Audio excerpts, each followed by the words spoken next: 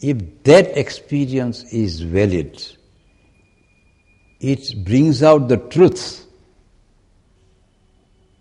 then we have to ask the question whether in the truth of that transcendence, the world gets abolished or not. If not, why not? It's a very important metaphysical question.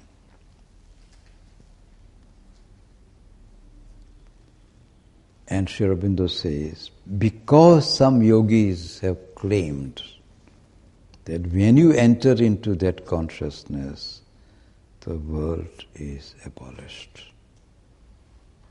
The world is no more there. And therefore says, all that you talk of supramental manifestation of the body in this world is irrelevant. What is it? How can it be? The transcendent is transcendent. It has no connection, no link with the world at all. And you talk of supramental consciousness in the body. It is that experience which stands in contrast to what Sri Aurobindo proposes as the goal of life. And therefore, unless you examine it impartially, truly, truthfully, in fullness, the rejection of our ideal which comes out of this experience, that rejection has to be met, if at all it's to be met. And that's why now the rest of the chapter is given to the consideration of this experience. When you enter into transcendental consciousness, the world lives by that. That does not live by the world. That consciousness exists. If that consciousness is valid, then does it necessarily mean rejection of the world and rejection of any possibility of supramental manifestation in the physical body?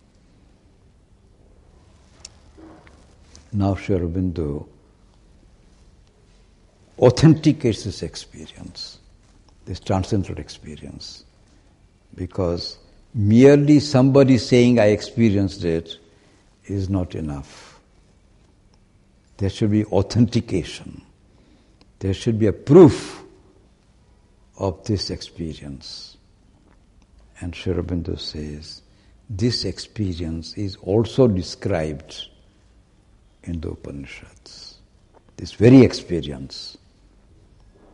And Upanishadic description of an experience means Upanishad descriptions were descriptions of a number of rishis. It's not only one rishi here and there. If you read the Brihadaranyaka Upanishad and read the dialogue between Gargi and Yajnavalkya and many others, every statement of the Upanishad was debated in the conferences of those who had experiences. And any statement you made was judged by others based upon their experiences. It is only when you could get through that testing. That was why Janaka was so famous, that he used to invite all the knowers of the Brahman to his court, and there all the people who had supreme experiences were obliged to debate whether their experiences were supreme or not, and they had to be judged by the verification, by sharing, like scientists coming together and sharing their experiences. That such a thing happen in India is a tremendous event of Indian history. It's a cultural part of our history. Written down in the Brihadaranyaka Upanishad.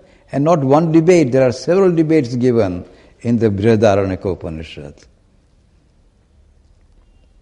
This is the real history of India.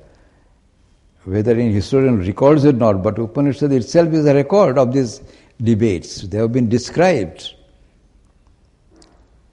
So, when Sri Aurobindo says that has been described in the Upanishad, it's a very important. That is why Shruti is pramana, not because it is a dogmatic statement made by one revelation.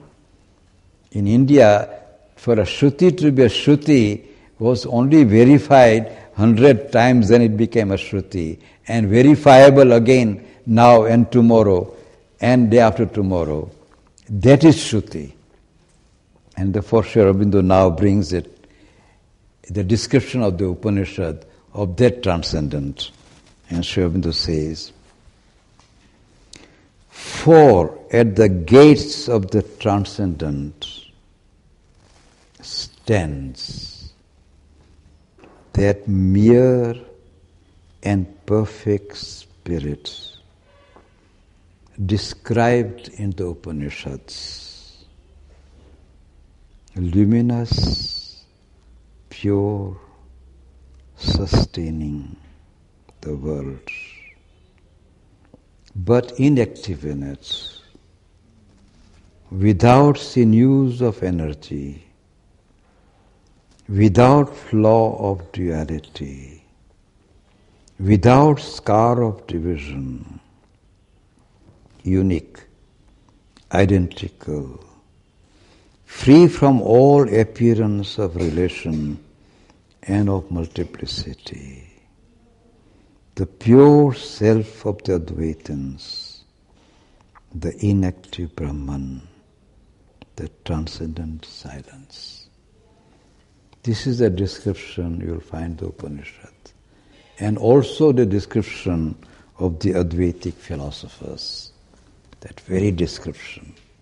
If you read the 8th verse of the Ishopanishad, the 8th verse of Ishopanishad gives exactly this description of this transcendental self. I read again. Luminous, pure, sustaining the world but inactive in it, without sinews of energy, without flaw of duality, without scar of division, unique, identical, free from all appearance of relation and of multiplicity. This is the purest description given of that by which the world lives, but that does not live by the world. That is the described here.